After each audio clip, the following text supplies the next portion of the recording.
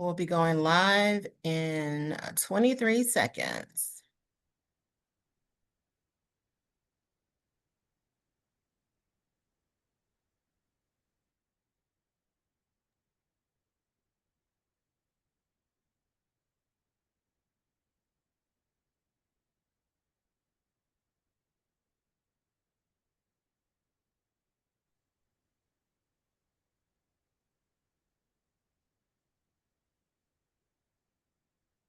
Hello, and welcome to today's session. Give me 1 minute. I need to make sure that I record.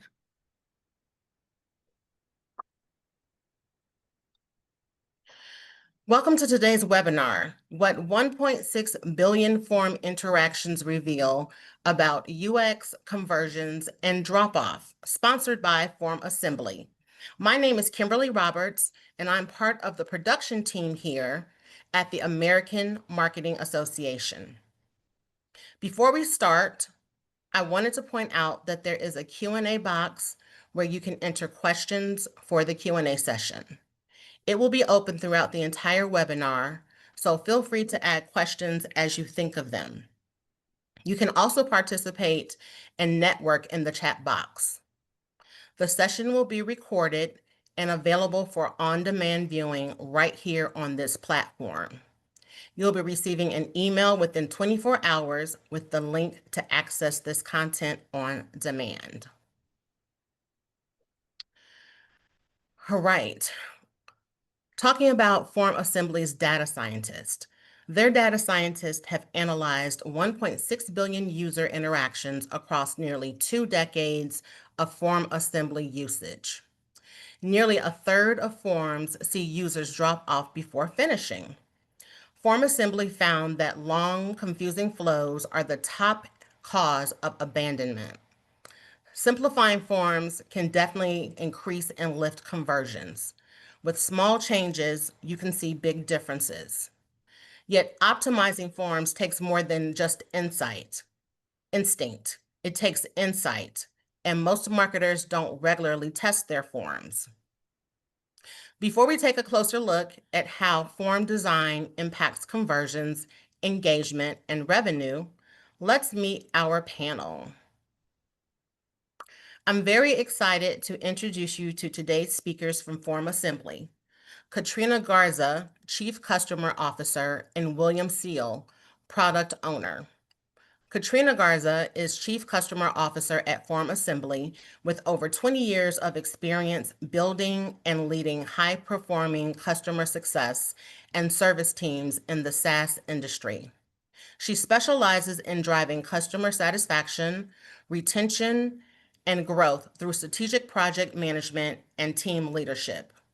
Known for her passion for people and technology, Katrina consistently delivers service excellence while fostering positive, productive team environments.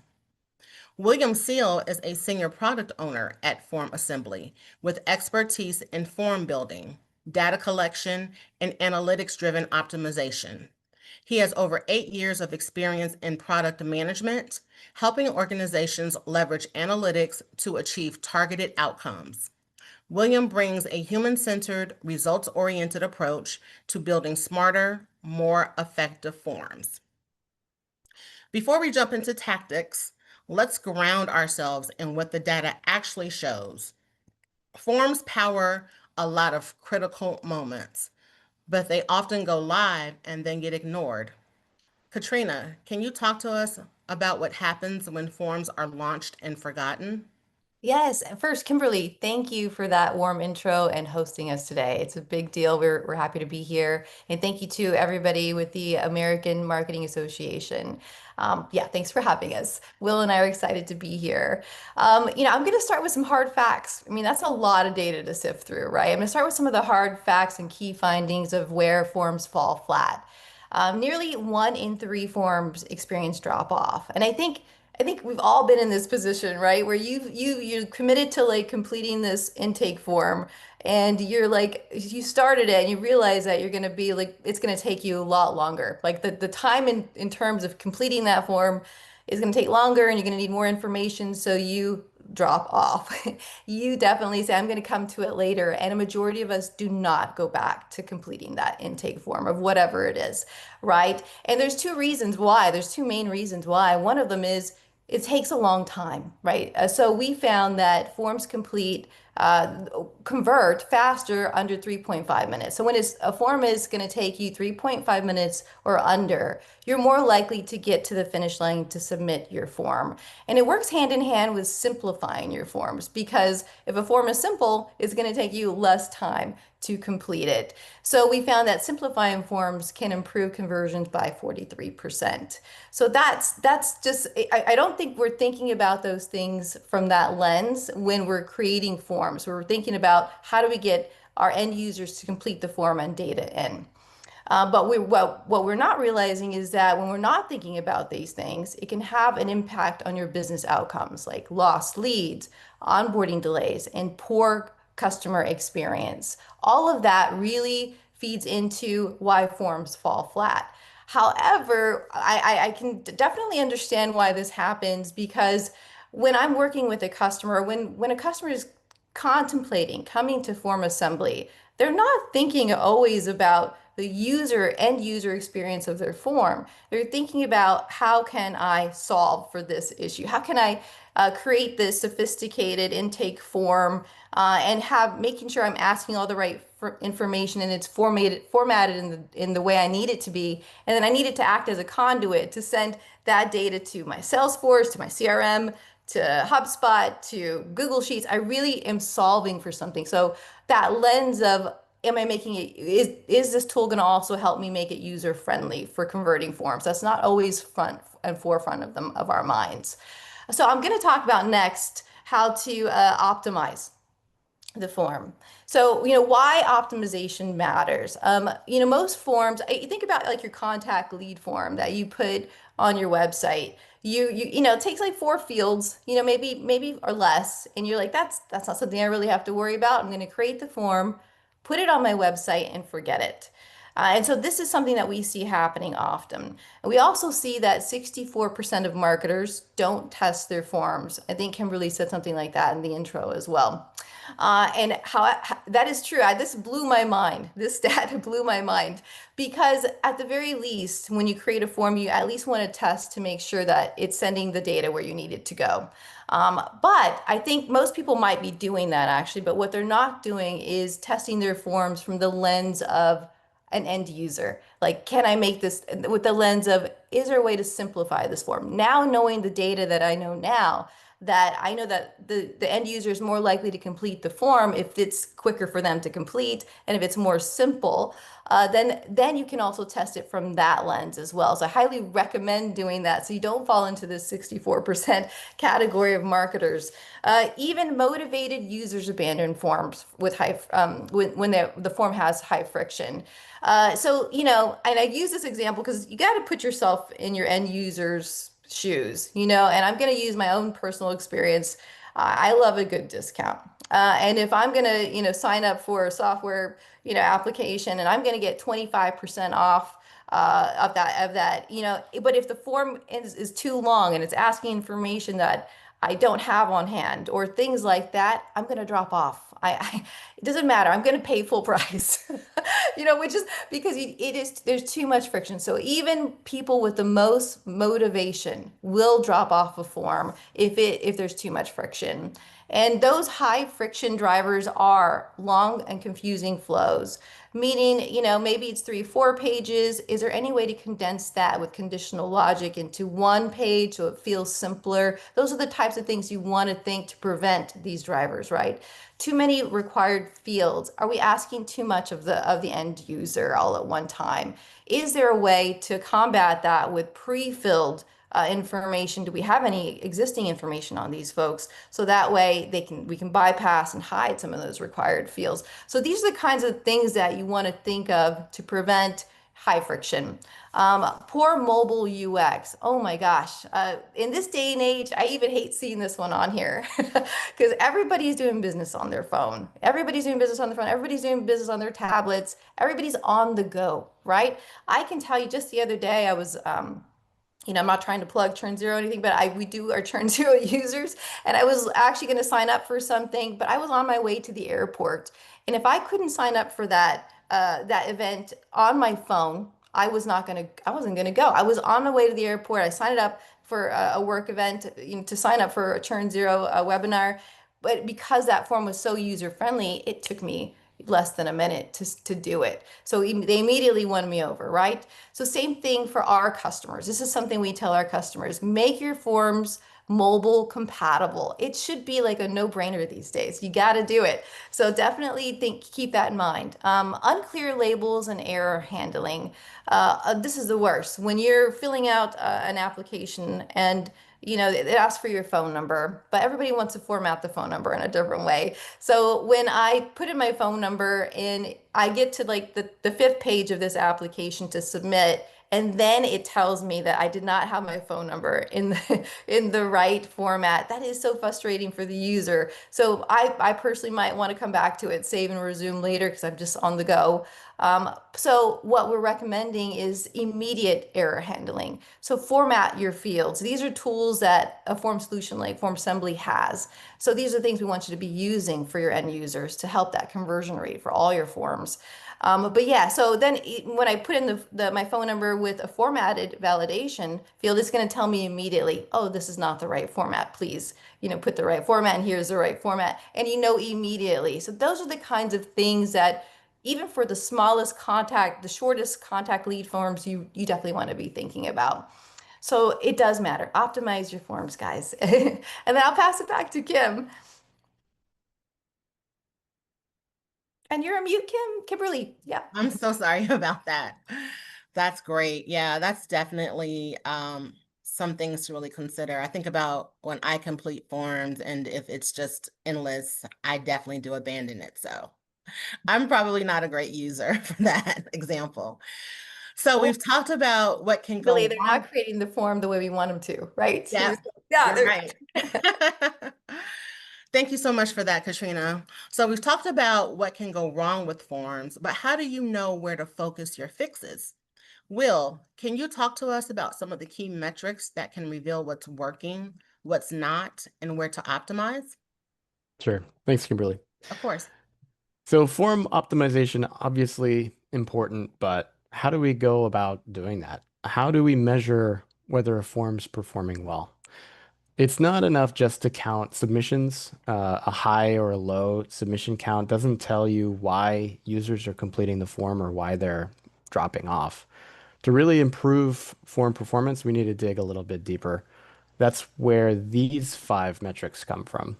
Each one of these gives us a different lens on form experience, how many people finish, where they abandon, how long it takes them, whether they encounter issues, and what happens after they submit. So together, these 5 metrics gives us the insight we need to make smarter decisions and create forms that actually work better for users. So I'll walk through what these mean.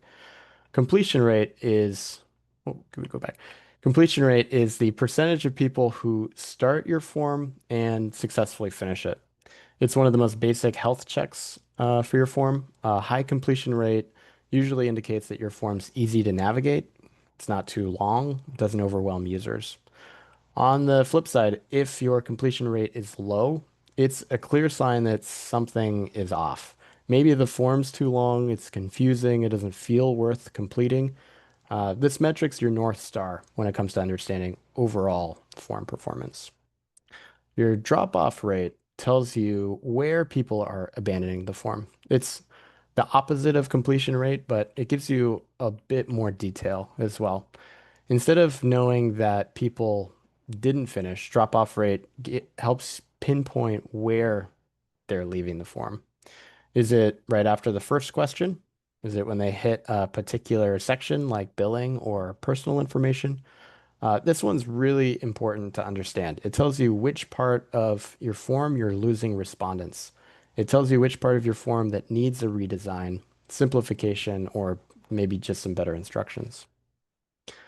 Time to complete is how long on average it takes someone to complete your form.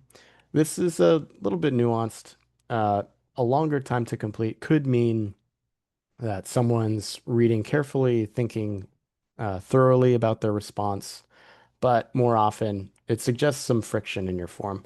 Maybe the form's a little too complex, or the user has to stop and search for information. If your average completion time is high, especially compared to your other forms, it's worth looking into. Could you remove some unnecessary fields? Could you pre-fill some information, group things a little bit differently?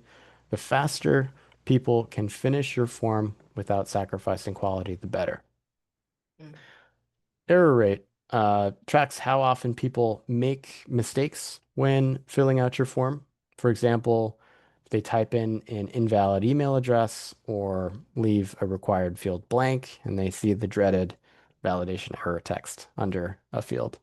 This is crucial because errors cause frustration. If someone encounters too many errors, even just one, if it's not clearly explained, sometimes even if it is clearly explained, they might give up entirely and leave your form. By tracking where and how often these errors occur, you can fine-tune your form. Maybe the field label needs to be clearer. Maybe the format validation is a little too strict. Maybe users don't realize something's required. Reducing the error rate almost always leads to a better experience and higher completion rates. And finally, conversion rate. This tells you how many users completed your form and then took the desired next step, whether that's signing up for a service or making a payment, downloading a resource or something else. It's one thing to get a respondent to submit a form. It's another to get them to convert. This metric's often overlooked when analyzing form performance, but it's really important if your form is part of a larger funnel or a campaign. If your completion rate's high, but your conversion rate's low, that tells you the form might be doing its job, but something's off after submission. Maybe the confirmation page isn't clear. Maybe there's a disconnect between the form and the next step. This metric helps you connect form performance to the actual outcomes you're interested in seeing. So together, these 5 metrics give you a nice framework to understand and improve your overall form performance. They help you answer questions like, are people getting through my form easily? Where are they getting stuck? How can I simplify or streamline the experience? And are we ultimately driving the right actions after submission? So recognizing which metrics matter, that's only half the battle. The next challenge is being able to see those insights clearly and consistently.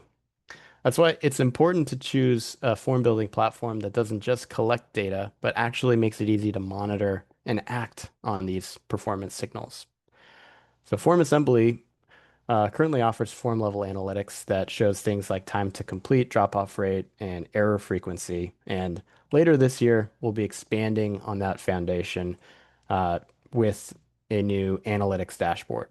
This is a centralized view of how all of your forms are performing across your organization and campaign.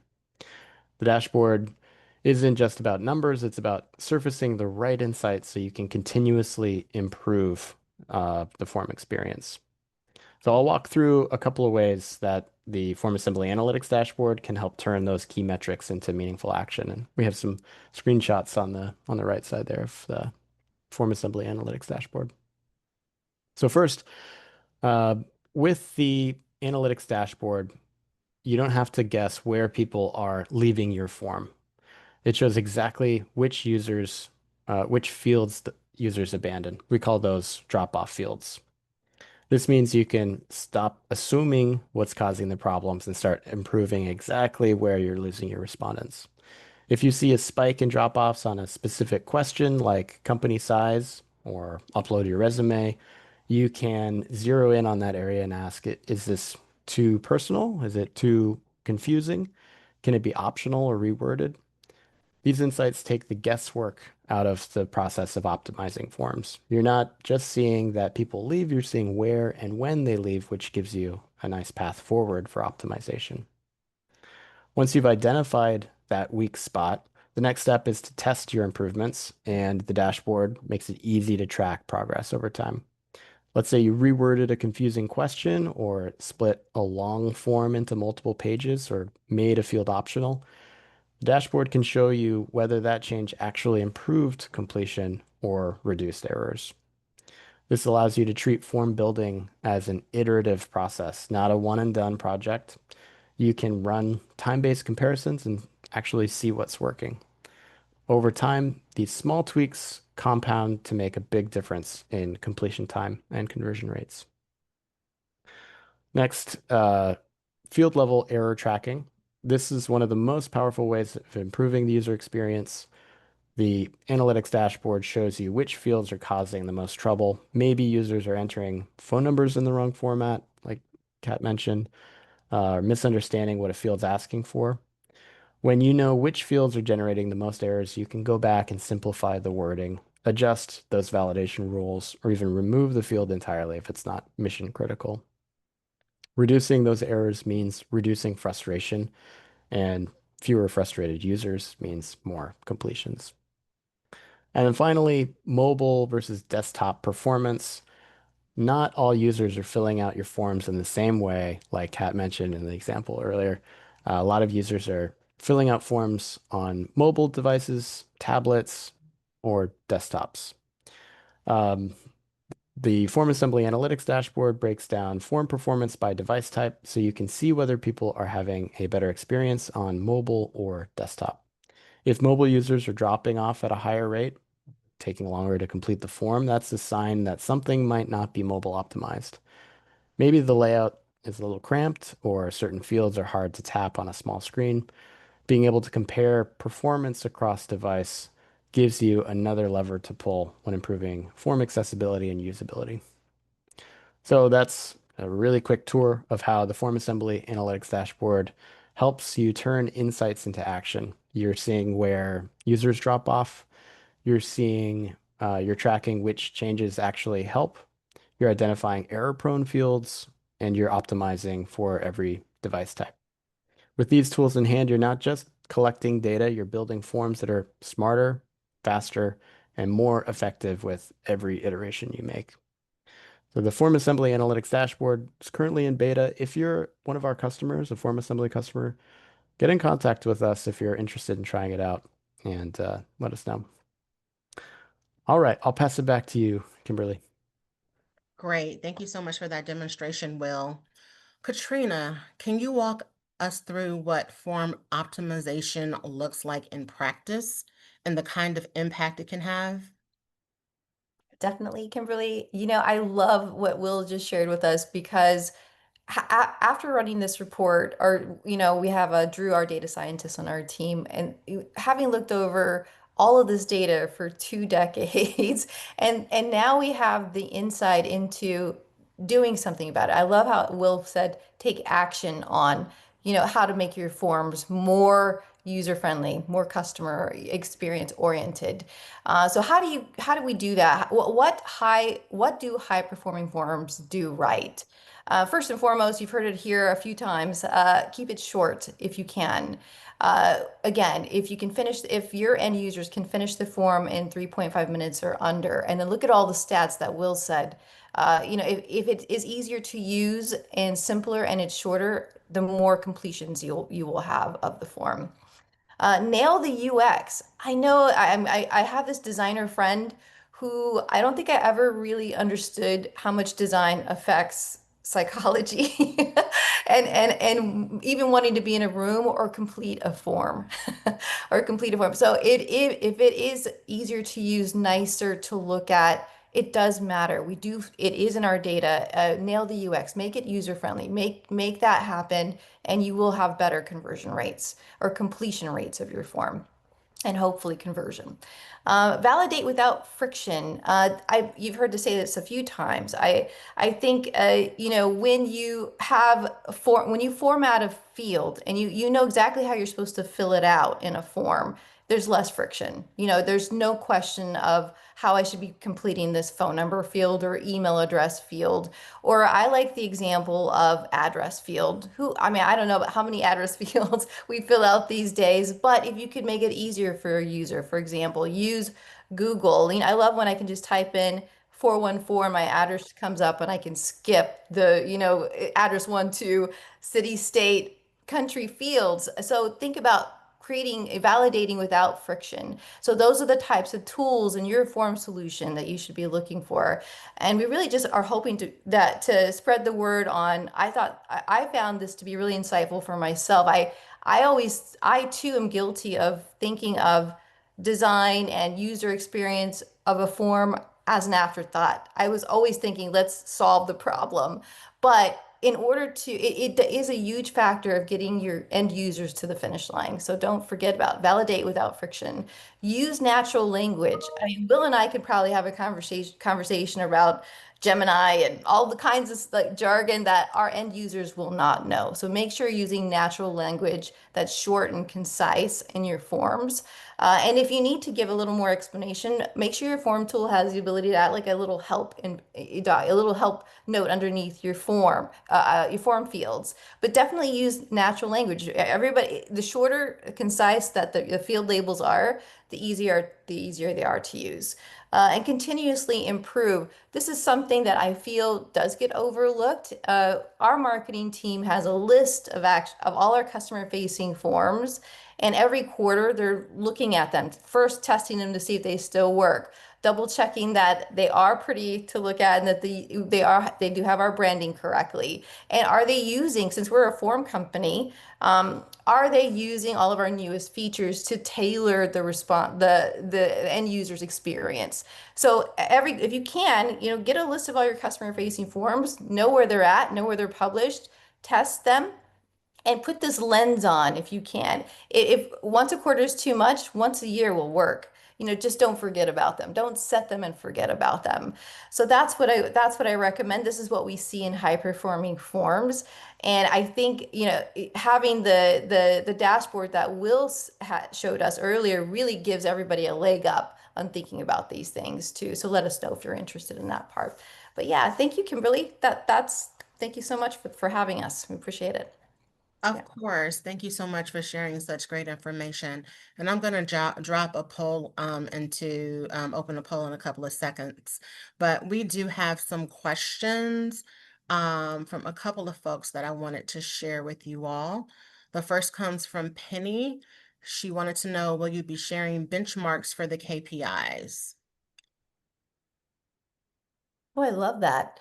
I wonder, we can double check. It may be in the report already. I think the benchmarks are not, if they're not in there, we'll definitely get a way to share them. Yeah. Okay, perfect. Penny also asked, have you seen people use pre-filled forms and has it been successful? Have we seen pre-fill? Yes. You mean successful in like yes, troubleshooting for sure. We've definitely seen that, but I can tell you I've seen way more successes than unsuccessful pre-fill fields. So in order to do a pre-fill, and let me define what a pre-filled field is for those of us who may not know what it is. You are able, and I'm going to speak very specifically to Salesforce and what you can do with Salesforce and FormAssembly. So if you have accounts already in Salesforce and you're asking you say you're a university and you want a student to complete an application, but that student information is already in your Salesforce account, you can pre-fill first name, last name, their whatever bachelor's degree they're shooting for, into the form that they're completing or into the application that they're completing already based on a unique identifier. So that way, when that student is applying for that application, it's easier. There's less fields for them to complete. So that's what a pre-fill is. Have I seen it? Yeah, I've seen it be unsuccessful, but usually it's an issue with the setup. It usually can be resolved. So hopefully that helps, Penny. All right. I'll just add on Great. to that. We Yeah, go for also it. Yeah. offer a HubSpot connector that offers pre-fill functionality from HubSpot, similar to how our Salesforce pre-fill works. All right, perfect. Also, Alejandro had a question. This is on a specific form, which is great, but is there a way to view performance of all/many forms? I think I can answer that. Yeah, that is really the purpose of our new analytics dashboard that's coming out later this year.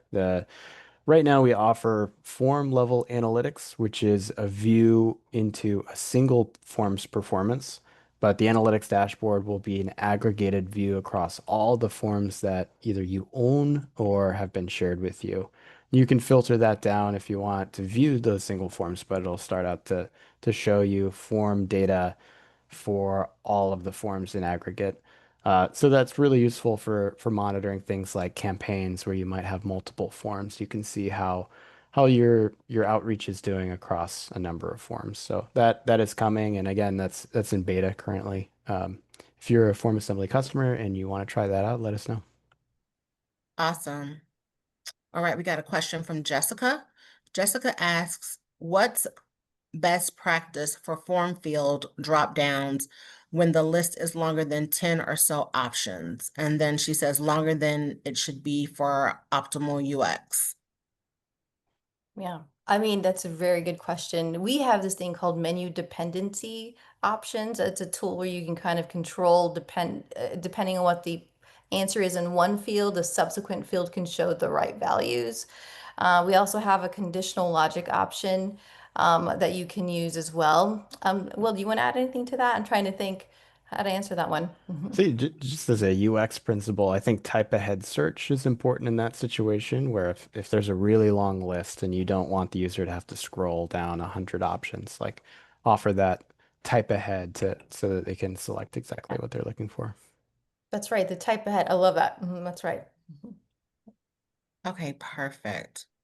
And then we had some responses to the first poll. The question was, what challenges are you facing when it comes to your data collection processes? And the highest response was B, outdated systems and lack of integrations. And then we also had a response regarding the ability to easily create forms in minutes. So, can you talk about how Form Assembly can assist with those challenges? Yeah, sure. So there was two questions, right? One was um, more integrations, or I don't know if the form tool that you're using doesn't have those integrations. I'm not sure about that, but I mean, I think you definitely we want to look for a form solution in which you can. If you whatever CRM, I would highly recommend. We have the best integration with Salesforce. So if you're a heavy Salesforce user, you definitely want to look into us. I'm not sure if you're a Form Assembly user or not, but that is definitely the right path to go. So yeah, I guess I'm not sure exactly how to answer that one, but if you want to, we can definitely talk more about how we can help you with that.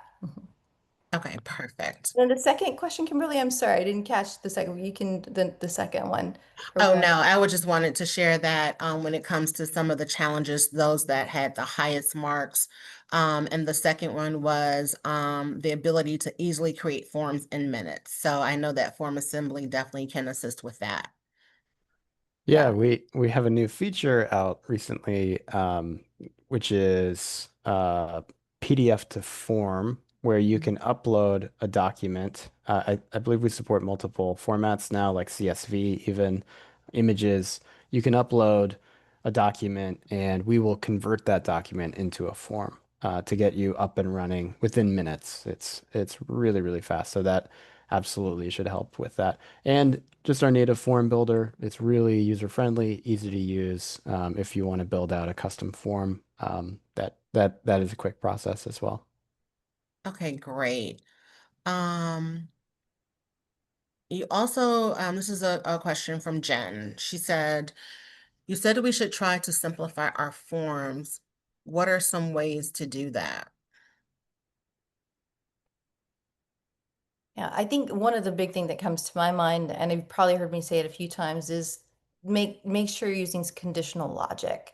Mm, That's one way to tailor your form to your users, and conditional logic is where you can have a different experience based on what an answer is to a field. So if I say yes to a field and Will says no to Will see only the relevant fields to him next, or pages, or okay. fields that are relevant to him, versus I might say whatever my answer was, it might give me another tailored way. So that's one way to simplify your forms, is to tailor it to your users for sure. Well, do you want to add anything to that one?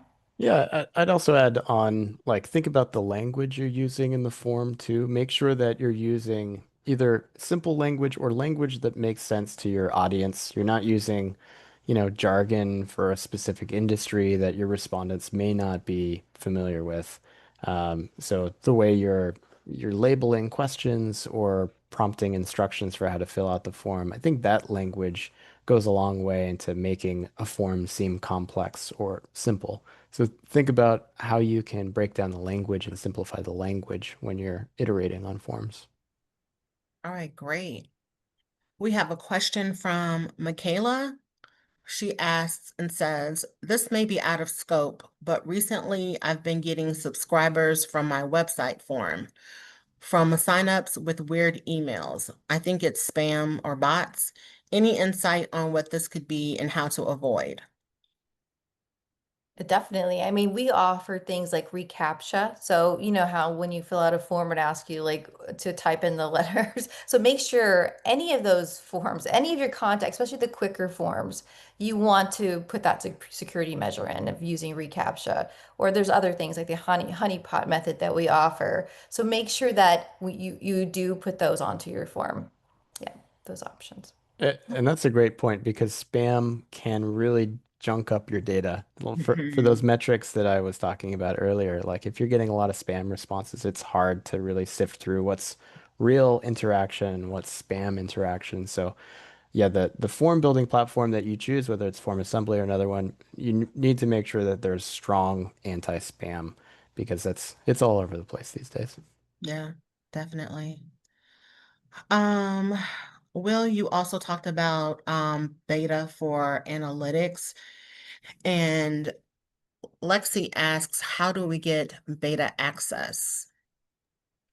Yeah, I think if you're a Form Assembly customer, get in contact with your sales representative, customer success. You can email product@formassembly.com as well. If you're new to Form Assembly, I'd say go to our website, go through the outreach process where you're getting in contact with our sales team, and let them know you're interested in trying out the analytics dashboard, and we can make that happen. Okay, great. Shaista asked, are there any tools you would recommend for A/B testing forms? How long should a form test typically run to get statistically significant results? Yeah, that's a good question. I'd say that depends on the volume of data that you're expecting. You'd want to run the test long enough to get a representative amount of data for the end result that you're expecting. So if you're expecting 1,000 responses, significant test might be wait until you get 200 responses to see how that impacts. But it ultimately depends on the volume that you're experiencing. If it's a low volume, then you're going to want to wait a shorter amount of time. Um, but it depends on the situation, I suppose. All right. And forgive me if I'm mispronouncing your name. Moinia asks, how do you balance collecting enough information with keeping forms user-friendly, especially for forms that take less than 3.5 minutes to complete? Yeah, I mean, I think that's the tricky part, right? Because you know what we have customers come to us for is to solve for very sophisticated workflow type form, and I think the thing is, even though it's maybe longer than 3.5 minutes, you still want to create a friendly experience, meaning that, making sure that all the fields that they're completing are relevant to that user. So you thinking of things like using conditional logic and menu dependencies. And I would really just highly recommend, even though it's going to be like a longer, more sophisticated type of application or form, Mhm. logging in. I'm not logging in. Test it as that use as an end user and make sure you put that lens on of like, is this easy to use? Can I group these fields? Can I make this a little bit easier for the user? Can I highlight this label? Can I format this field? So I don't think when people test their forms, they're always thinking about it that way. They're just, is it working? So I would highly recommend, even if there's no way they're gonna, this is an application that's gonna take way longer than 3.5, minutes. Still think of those things to help with making the form user friendly. It's still the completion rate, all those facts that Will shared with us they still are relevant, even with a longer form. Yeah. Okay, perfect. And then I also want to mention that Skylar, who works with Katrina and Will, dropped into our chat a link to the report that Katrina and Will were discussing. So please make sure that you grab that link and really dive into it. It has some really great information. Those were all the questions that we had. We definitely want to thank Katrina and Will so much for all of that great information. And thank you again to Form Assembly for sponsoring this webinar. As a reminder, the session is available on demand, and you'll be receiving a link to the on-demand content within 24 hours. Before you go, I'd like to draw your attention to the session survey, which is now available, and we'd love to have your feedback. Thank you, everyone out there, for joining us, and I hope you all have a great rest of your day.